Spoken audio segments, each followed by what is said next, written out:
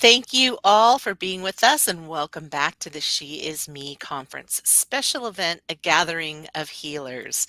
And the last speaker that we have for today, last but definitely not least, is Gwenda Smith from Australia. Gwenda, thanks for joining us again.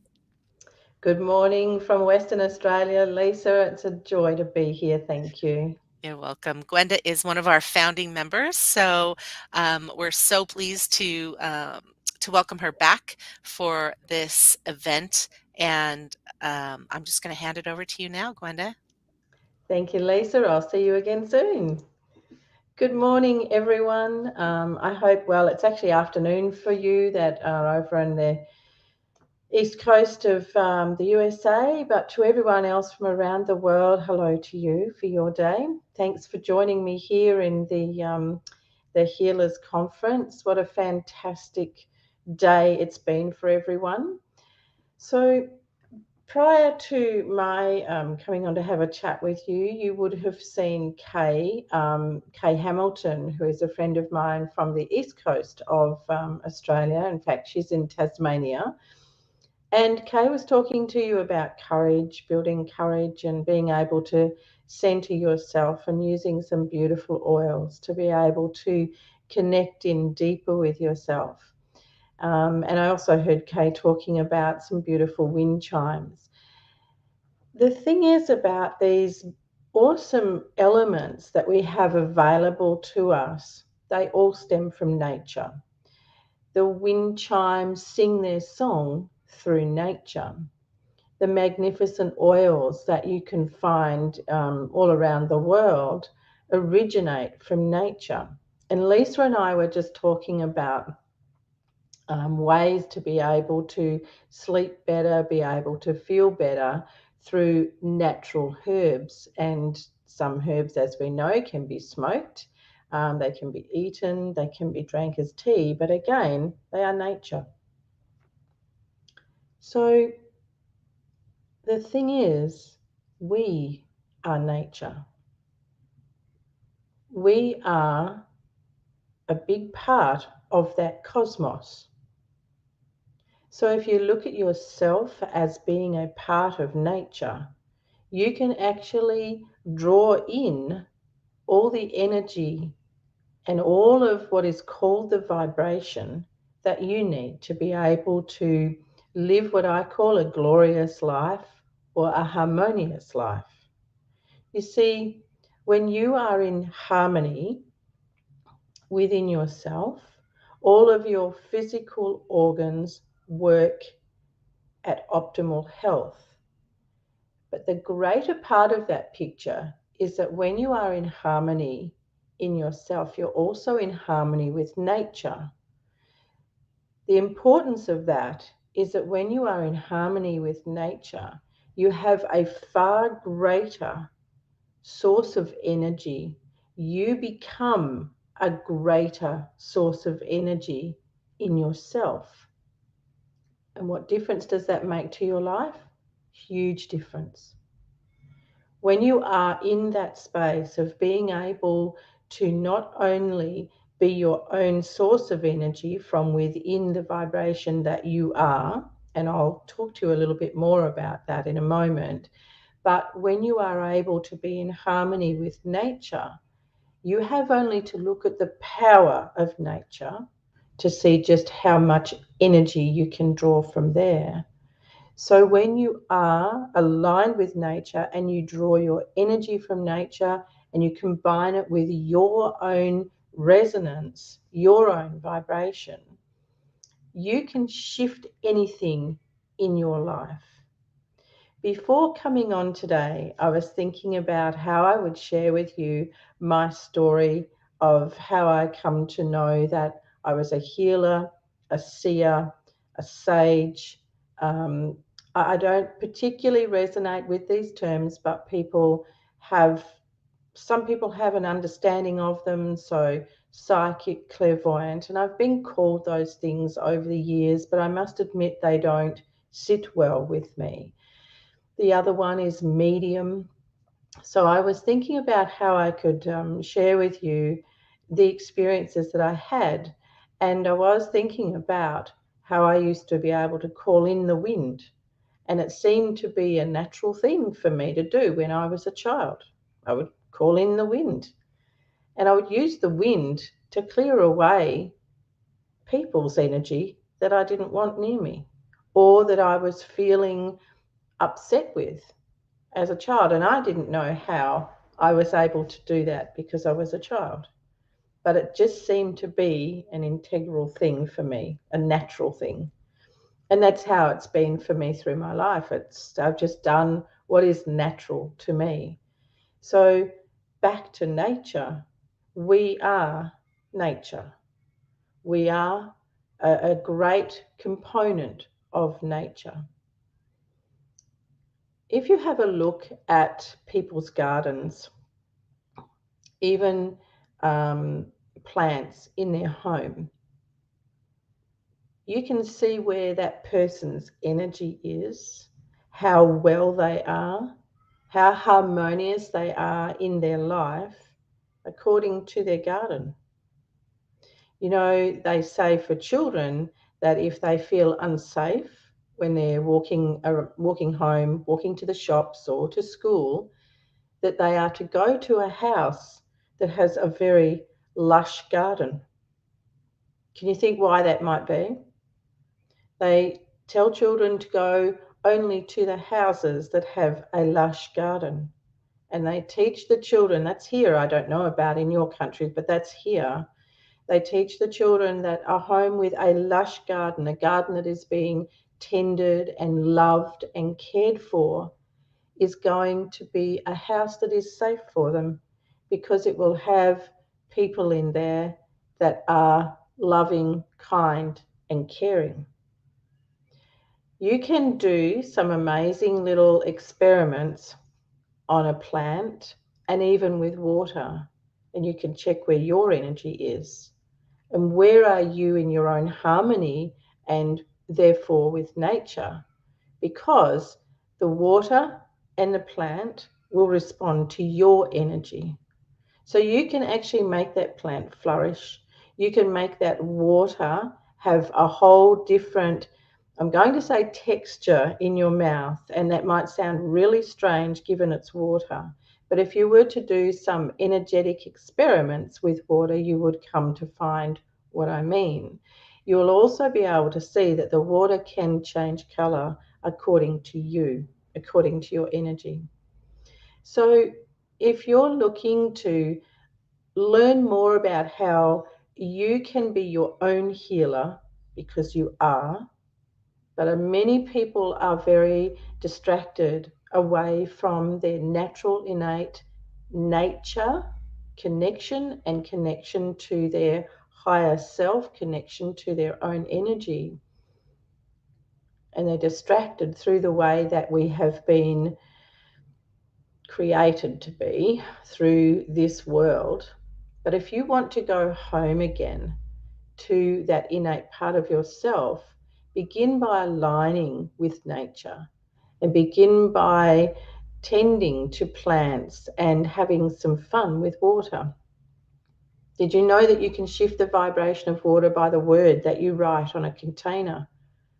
You see, every time you look at that word, you will extend, you will naturally extend the vibration that belongs to that word. You're very powerful. You're incredibly powerful. It's just that you've been disempowered for a long time. But many of you who are here may very well have that stirring and that sense within you that's going, I know there's more to this. I know there's more to me than this. I know there's more that I can do, but you just haven't quite connected the dots. Not quite sure which part of the puzzle you're to move or to put in there. So beginning with nature and starting to align yourself with nature is a great place to start. Then expanding your energy out to see how you can call in the wind, how you can shift a breeze. It must sound really odd, but you can do it. You are extremely empowered. You are extremely powerful. Now, I want to come to those of you who feel that you know things before they happen, or you see things that you're not able to freely express to others.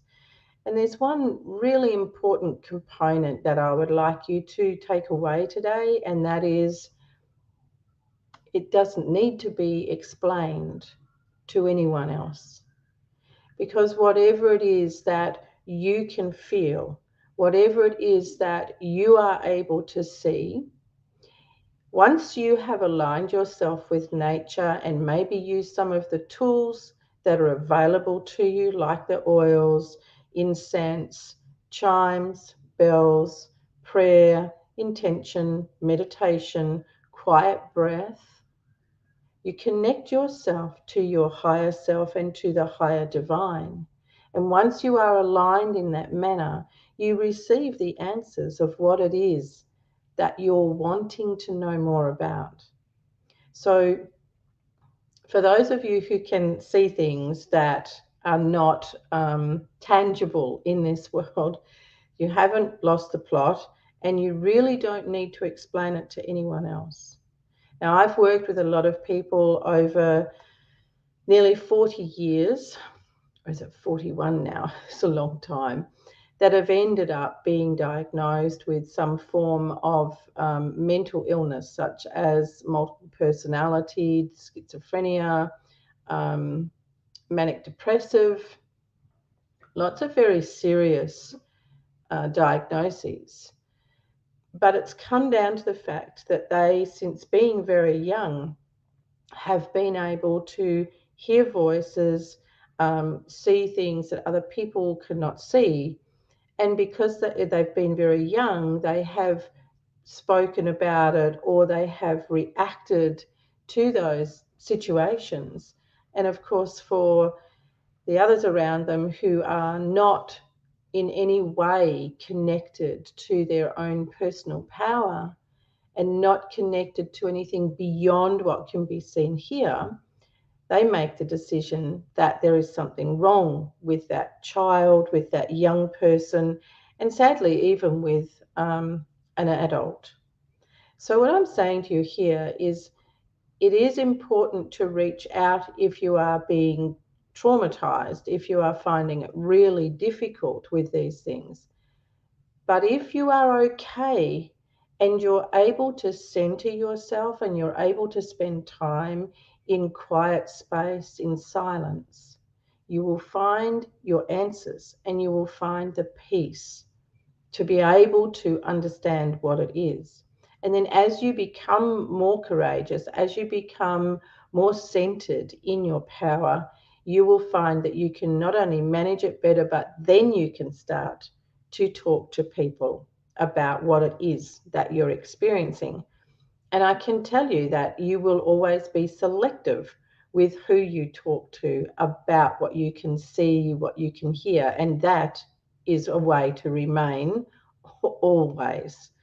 Be very discerning with whom you speak to. But the big thing here, and what I want to share with you about that, is from my own learning, because I could see spirit, in inverted brackets, ghosts.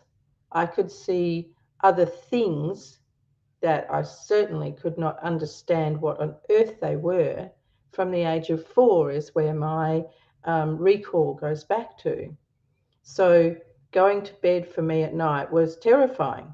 And I used to um, leap from the doorway of my bedroom, or get a run up and then leap to my bed because of what I could see on the floor, under my bed.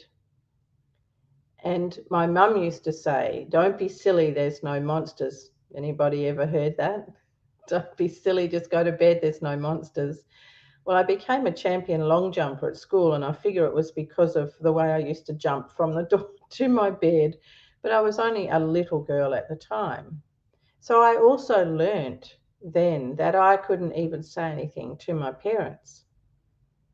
So I would just be horrified with what I could see and didn't know. But there was this part of me that knew I would be all right. There was this tremendous strength I could feel within but I couldn't explain it. I didn't know where it came from. I do now, and I have done for a long time, but as a child, I didn't. And then when I was going to school, we came to the city because I lived in the country, and we came to the city for an excursion. So we came on a long bus ride, and we were heading towards one of the most original museums was at the time in a southern suburb of the Perth city. The suburb's actually Fremantle. And I was looking at the building and I was very drawn to the building. I could feel as if I was being drawn to it energetically. And of course, as a child, I wouldn't express it that way. But I felt there was a thing, a something that was wanting me to go there to connect with it. And when I looked to the window, I looked up to the particular window where I felt I needed to look. There was a woman, a young woman in what I will call period dress. She had the high collar, the ruffle lace. This was all lace around here. She was beautiful. She was very young and she looked straight at me. And I was really quite excited. And I said to my fellow classmates, there's a ghost up there. Well, that was the worst thing I could have said. I was mocked and made fun of for the rest of the day, the rest of the trip. And then the next day at school, I was poked fun at, and it just went on and on. And of course, being only a very young, still a young child, I was hurt by that. And I didn't feel like I had friends after that. Weird things would happen. So I began to feel very isolated and not really wanted or accepted because of the names I was called and things. So that one occasion of excitedly expressing there's a ghost up there was very costly to me. So I learned to be quiet very quickly about what I could see. And then many years later, as a teenager, I remember being at my then girlfriend's place, finally had some friends by then, few. And I started to sing a song, and within a couple of lines of me singing the song, it came on the radio. And she said to me, you know, you scare people. You scare people a lot. And I said, oh, what did I do? And she said, well, you sang that song and then it came on the radio, and you do things like that a lot. You say things and then they happen, or you say something that someone else was going to say. And she was the first one that sort of alerted me to something I was not aware of. I just did what came naturally to me, and it came at a very high cost. And she told me that that's why a lot of, and I was at high school at this stage, but she told me that's why a lot of the other students didn't really like to hang around with me. I went, oh, so there you go. So from age 8 right through, and I'd wonder why I wasn't really popularity queen at school. Not that I ever wanted to be, I might say, but it started to sort of make sense. So I learned again, reinforced that simple things that were natural to me, I just couldn't share with other people. So if you find that you are in a similar space, or you feel that you know something is going to happen, or you can sense what someone's going to talk about, you may like to just sit back on your heels with it for a little bit, but just know that that is because that is the power of you. You have amazing power. And what I would really like to encourage you to do is learn to become that power within nature so that you can remain strong, and you can also remain very connected to the truth of yourself, to the divine, the creator. With nature, you're able to feel a greater sense of that power that you have, and without needing to explain yourself. If I move forward now into becoming a nurse, in my years of nursing, I saw many souls leave the body. I also saw many lost souls, spirit, ghosts, whatever you want to call them, walking around. And I'll tell you straight, I did not like being on night duty, especially on the wards where there were terminally ill patients or long-term chronically ill that were going to pass away, because nighttime they all seemed to come out to play, and there would be so many of them. And I learnt very quickly that they knew I could see them. And that became a whole new challenge for me, because before that I didn't know that those who are highly ascended, those who are ascended masters, angels, the other side of angels, demons, if you want to call them that, other beings, ghosts, restless souls. Now, they're not all the same, they're different levels of life or experience of beings. They could see me and knew that I could see them. Well, that certainly turned the tables for me, and it became a whole new experience. So then again, that innate sense of myself that I would be okay, that I was all right, for me to see them and them to see me, that that just knowing made me feel safe. I never felt scared. If they snuck up on me, they would give me a fright, just as I would if I went boo to you. But I didn't have a fear of them. And I didn't need to, and neither do you. And I also did not need to share that with anyone else. But the thing is, I wasn't troubled by being able to hear them. I wasn't troubled by being able to see them, and therein is a difference. If there are any of you watching and you are troubled by what you can see, what you can hear, and you can't disseminate what it is, then I really urge you to reach out to someone who understands. Now, I'm a natural born seer. I'm not a learned seer, and there is a difference. So I understand, and I also understand what it's like to hear the voices and to know the difference as to who it is that's speaking to me. I know how to find out who it is that's speaking, and also how to stop it. I've had many parents bring their children to me to close them down. Now, it's no one's right to close that gift down. No one's. What I can do is teach the child, same as what I did myself, to keep them away and to be able then to live their own life in harmony. And that's really important. These things can be very troubling.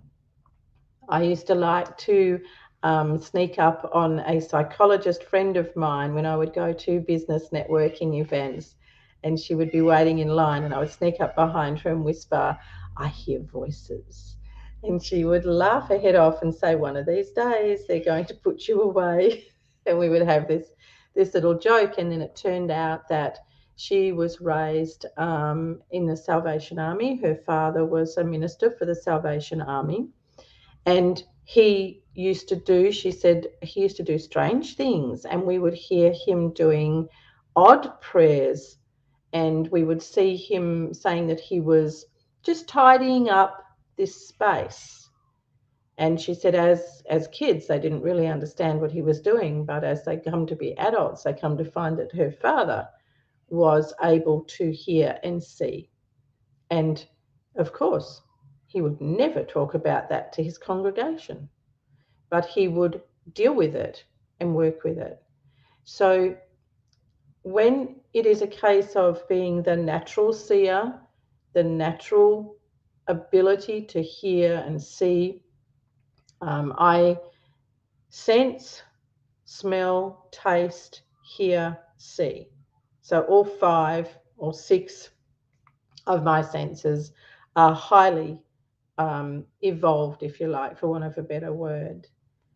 And there is a difference in having that be a natural occurrence to learning to connect with spirit, and then you cultivate.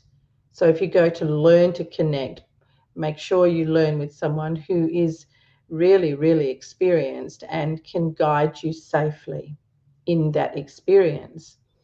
So over my lifetime, my experience with spirit souls that have left their physical self has been nothing short of incredible, absolutely amazing. And also with visitations with angels and higher beings and other beings, interplanetary beings, and so forth. And it's been an incredible journey. So if it's something that you feel is happening for you, but you're not sure what to do with it, how to work with it, whether you should even work with it, then please do reach out so that you can live aligned and in harmony with yourself and with what your mission is here or your purpose is here. At the moment in the world, and in the world, it's really been for the last probably 5 years, there's been a lot more disturbance in the world, between the worlds. So there's a lot more mental interference with people. And if they are susceptible to hearing voices or sensing things that can't be seen, this has been a very difficult time for them.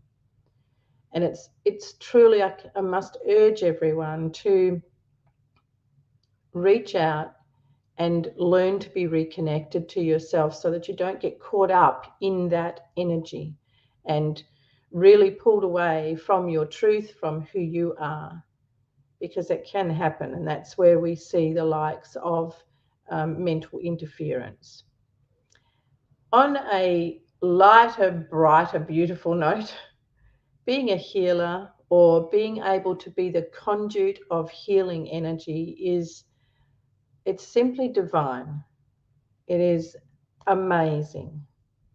For myself, I know that my right hand is my giving hand for the energy, to be able to receive the energy in the left, and I bring it out through the right, and sometimes I will use both.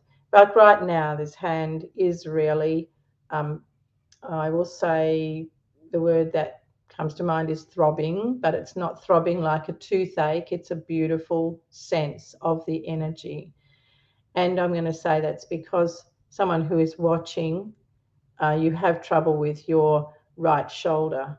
And I would like to extend this energy to you, and also to say free your heart, because any disturbance in the shoulders is because the heart chakra, and can be the physical heart, is overloaded. It's burdened with sorrow, with heaviness, with grief, with sadness, broken heart, lost love, all of the things that belong to the heart. And you are carrying a lot of heaviness in your heart. When you release that, make peace with it, your shoulder will ease up. So with this hand, I know that I can bring through the most amazing healing energy, peaceful energy. It is simply divine, and it's such an honor. It is something I don't take lightly, and I have the greatest of reverence and respect for. I do not mess around with this energy. I would never misuse it. Now, the exciting part of that, well, not that that's not exciting, but the exciting part of that is that I also learned very young, because I could feel this strange energy. I wouldn't use that word as a child. I didn't know what it was. I just knew that there was this amazing sensation that I could feel in my hands. And I learned very early that I could make what I would describe to you now as an energy ball. You see, when I would watch Bewitched, my favourite show as a kid, I just knew that I could do all that. Just knew. I didn't need to twitch my nose. I just knew that I could do the things I was watching, but I didn't know how come. It just felt natural to me. So I learned that I could work with this incredible energy in my hands and I could move people away from me. I could shift things around me with this. It's absolutely incredibly powerful. And you can learn to work with that energy the same. And again, through spirit, through nature. Nature is your safest place to go. So, learning to feel into your own energetic field is the first place to begin. Learning to sense just how strong your energy is and where you can take it to, how far out. These are things that you can do to learn more about that infinite, endless, eternal power that you are. And it's amazing to do. So, if, for example, you had neck pain, knee pain, hip pain, when you learn to work with your own energy, and as you're working with your own energy, which is full of healing energy naturally, as you are doing that, you can treble that power by calling in the healing energy of the divine. Now, for me, that is God. I am not religious, but it is because of the connections that I've had throughout my life and the visitations. For you, it will be whatever works for you. Just make sure that you know who you align to and you know what energy you are calling in. So, and just one thing I'm going to say there is to use the word the universe. Well, I hope that you understand and have a complete and full understanding of what the universe is and what is in the universe. If you are going to call in the universe, you want to be able to understand who it is, what it is you are calling in. So for me, working with this energy, I would call in divine light, divine energy, purest of God's light. And then wherever I have the discord, the disturbance, the pain in my body, I would then place my right hand over it first and then my left hand.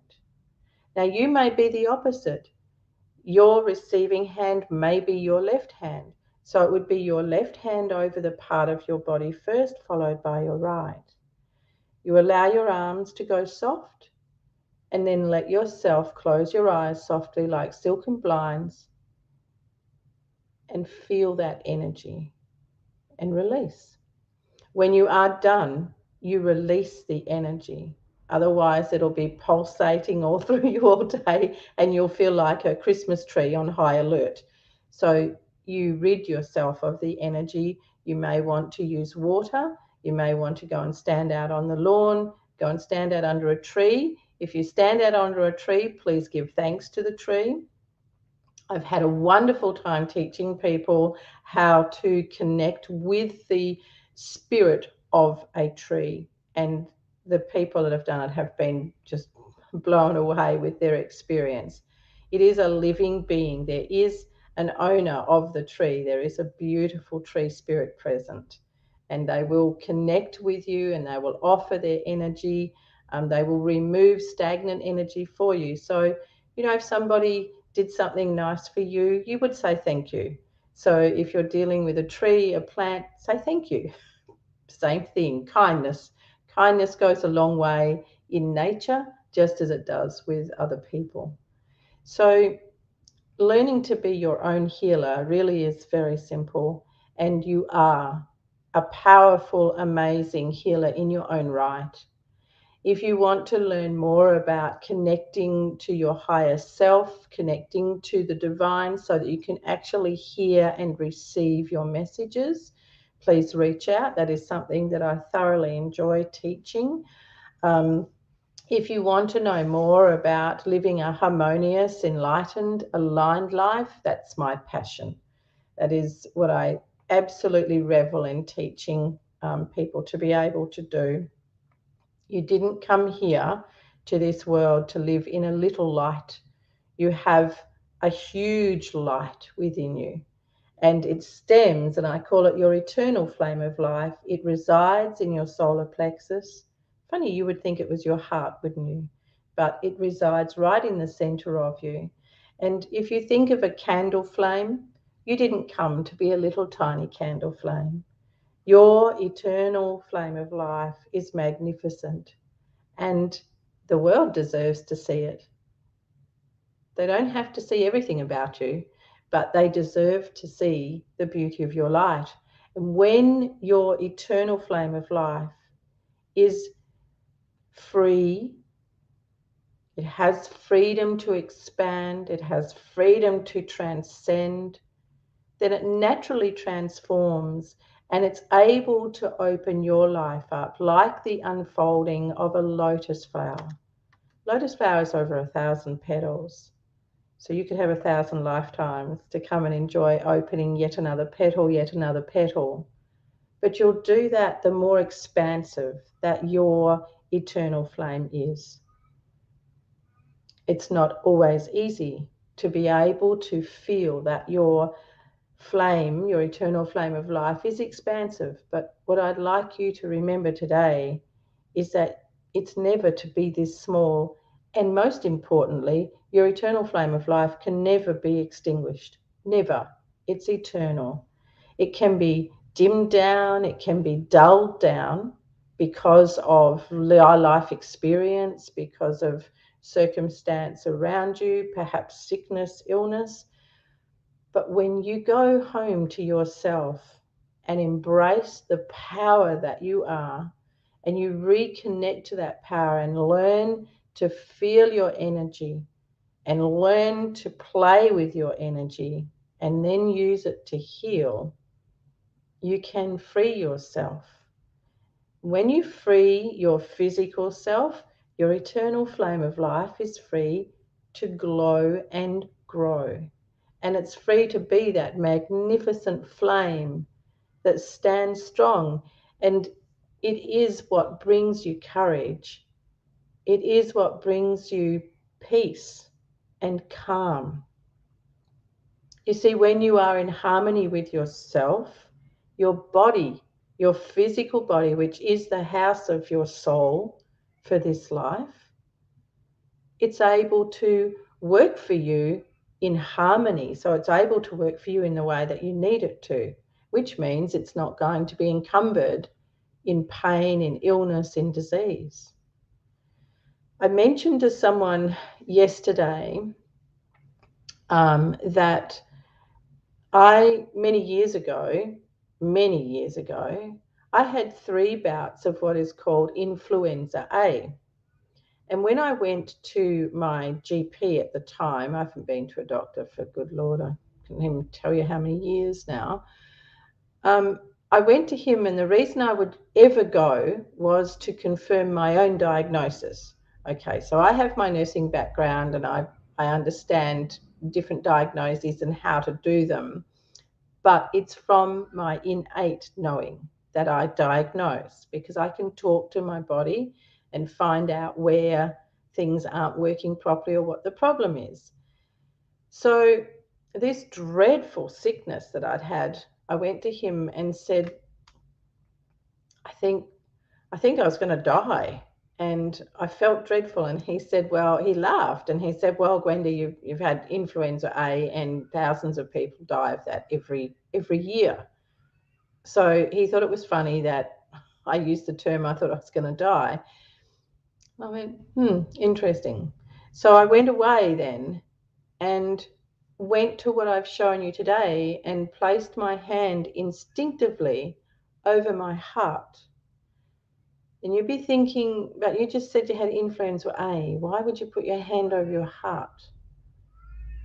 Because that's what influenza and any chest issues is about grief, sorrow, sadness, loss. As soon as I made peace with the grief that I was carrying, I was back to full health. just like I'd never had that flu. And I've done that numerous times with different things. When I busted my cruciate ligament doing kickboxing aerobics, um, healed that. Patella issues, healed that. Back, what did I have? A dripping disc, leaking disc in my back, healed that. And you can do the same. You are a powerful healer in your own right. Where it needs to come home to first is that eternal flame of life. And not letting anyone else dim your light or make it smaller than it naturally is. You see, our eternal flame of life is where all our wisdom resides. It's where our magic resides. And I use magic in the term of the highest of healing, not magic in any other form. Magic is special. So being able to step into your own magic, meaning that incredible divine being that you are from a soul level, your eternal flame of life is magnificent. And when you expand your eternal flame of life, not only does your life change, your health changes, your physical self changes. How would you like to be able to drop weight like that? You can. There's a few steps to it, but you can. Can't really eat Macca's or Burger King every day, right? You can't have 17 coffees with 16 sugars in each one, but there are things you can do, and you can drop your weight just like that. You can change your body shape. It's really amazing because it all comes back to what's being carried within you on a cellular level, and it also comes back to is where is your eternal flame of life? Where is that beautiful flame that you came to experience in this world, but what it can bring to this world? So when your eternal flame of life is bright and it's beautiful and big, expansive, so that it is transformative, it's transcending, it's illuminating, then you shift the world around you. And you will find that nature around you is different. You will find that people around you is different. And if I use that word magic again, you will find it's magic what you can do when you can call in the wind and when you can change things that are going on around the neighborhood. It is all energetic. And always remembering that the power that drives your energy in this life is your thoughts and your words. So, whatever intent you have with your words are either healing or breaking. They're either inspiring and uplifting or they're destructive and harmful. So, your power, and this affects your eternal flame of life tremendously. So, if your thoughts are not of the highest level that align with your eternal flame of life, with your soul, then your flame will diminish. It will be down because your soul and that magnificence of soul doesn't know anything except unconditional love and pure joy. And we certainly have a hard time finding all of that in this life, don't we? So many people seem to search endlessly for that special love, for feeling like they have joy or happiness in their life, when in fact, it is all we are. It is what we know. So for you today, I hope that you will go and really enjoy learning about your energy or stepping out into nature. And if you're in need of a bit of healing, I can promise you that having sat with me now, you will have received healing light because that's what I do. You might like to go out and connect with nature to align yourself and bring that harmony, bring that joy into yourself, and then share it with the world. So, I'm Gwenda Smith, healer, seer, wise sage, spiritual teacher, and I'm located in Perth, Western Australia. But it has been such a joy to be here with you today and to be joined in with all of the other beautiful healers that Lisa has brought forward to the world for everyone today. So you can find me at healwithgwenda.com is my website. You can also find the Heal with Gwenda page on Facebook. I do have a spiritual Facebook page just called Gwenda Smith, but you'll find that the most of my work is on the Heal with Gwenda. And I'd love to see you join the community or reach out if I can be of any help to you. So I'm sure that Lisa will be back, yep, I'm in just back. a moment. I'm Hi. back. Hi. Oh, that was wonderful. And I'm sure so many of us can relate to having those powers and people just thinking we're complete nut jobs, you know. Um, I told a story about when I was a kid, and I was the same way. Anything Bewitched, any stories. I mean, I would have just sucked up Harry Potter when I was a kid, and I did as an adult too. But um, I loved all of that, and everyone knew I loved all of that, and I was always walking around with sticks and putting spells on people and stuff, and so one Christmas, I got a magic kit to do magic, right? And oh gosh, I was so excited. So I studied all the things and I put on a magic show. And everybody was just like, woo. And, the family was like, wow, how'd she do that? How'd she do that? But it didn't feel right to me because it was all tricks, it wasn't real. It was just like tricks, and I'm like, "No, I can turn off the street lights, I can do real things, like, but that's not acceptable, but I can, like, make a fake rabbit come out of the hat, and that's fine," It's so true. It's so funny. Anyway, thank you so much for being with us today. I appreciate it, and I appreciate you making the time in your morning, and being here again, and just letting us in on just a lovely story. And yes, if you want to work with Gwenda, please do. Um, Being able and learning to work with your energy is critical.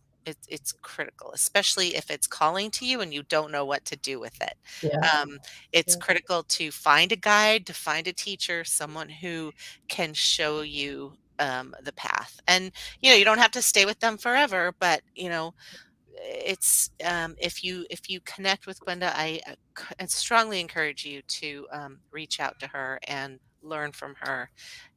So thank you again, Gwenda.